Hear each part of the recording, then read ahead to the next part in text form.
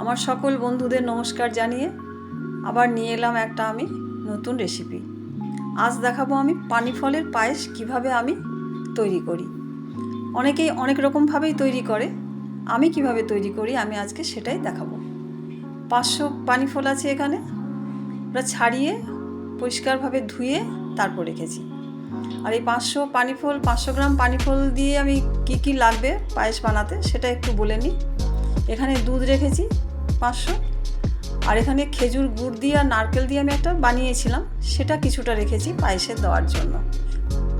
আর আছে এখানে, আমি চিনি দেব না তাই এই নারকেল বানিয়ে রেখেছি সেটাই দেব। এখানে কাজু বাদাম কিছু ভাজা আছে, এখানে ঘি আছে, আর এখানে আমুল দুধ আছে, পাউডার দুধ, এখানে কিশমিশ আছে কিছু, আর 4টে এলাচ আছে।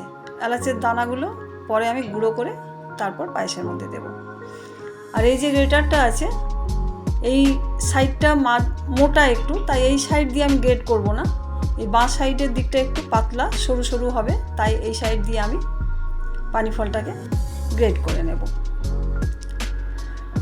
দেখো গ্রেট করা আমার হয়ে গেছে। এরপর আমি এটা কড়াই গরম হতে দিয়েছি, খুব একটুখানি ঘি দিয়ে আমি পানি ফলটা প্রথমে ভেজে নেব। এই কারণেই ভেজে নেব যে পানি ফলের মধ্যে যে জল ভাবটা আছে সেইটা একেবারে শুকিয়ে নেব আমি, তাই খুব একটু ঘি দিয়ে ওটাকে ভেজে নিচ্ছি।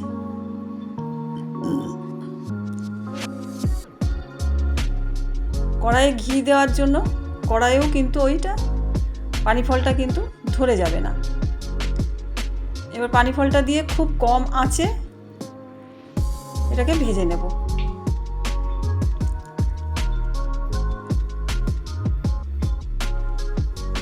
এমনভাবে ভেজে নেব যে জল জল ভাবটা আছে সেটা একেবারেই শুকিয়ে যাবে। এখানে দেখো একেবারে জলটা শুকিয়ে গেছে।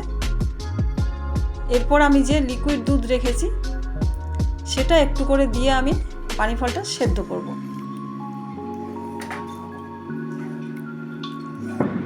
প্রথমে একটু দুধ দিয়ে পানি ফলটা সেদ্ধ হতে দিয়েছিলাম, তারপর পুরো দুধটা দিয়ে তার সঙ্গে আমুল স্প্রেটাও গুলে দিয়েছি। এরপর আমি খুব ভালো করে এটাকে সেদ্ধ হতে দেব। দেখো গুঁড়ো দুধ দিলে কি হয়, যে কোনো মিষ্টির সঙ্গে গুঁড়ো দুধ দিলে কিন্তু সেটা স্বাদটা কিন্তু খুব ভালো হয়। দেখো পানি ফল সেদ্ধ হয়ে গেছে। এর বেশি আমি এটাকে আর ঘন করব না।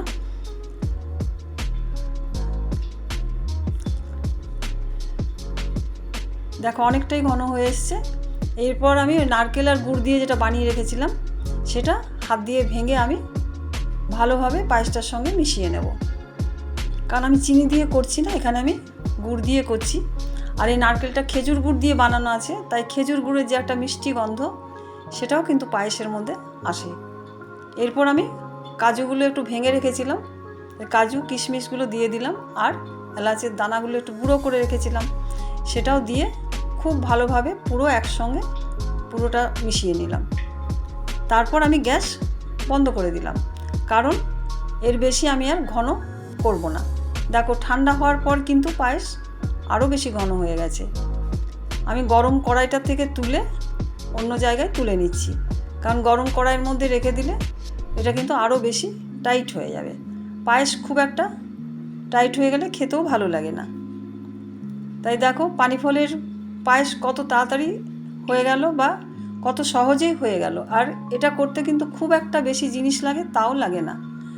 আর এখন কি বলো তো, বাজারে প্রচুর পানি ফল এসেছে, তাই তোমরাও একবার চেষ্টা করে দেখো এইভাবে বানিয়ে নিতে। আমার এই রেসিপি দেখে যদি তোমরা বানিয়ে নাও, তারপর খেয়ে বলবে যে কার কেমন লাগলো। আমি কিন্তু সেই আশাতেই বসে থাকবো। তাহলে আজকে এখানেই শেষ করছি, আবার দেখা হবে কোনো এক রেসিপি নিয়ে। আজকে চলি।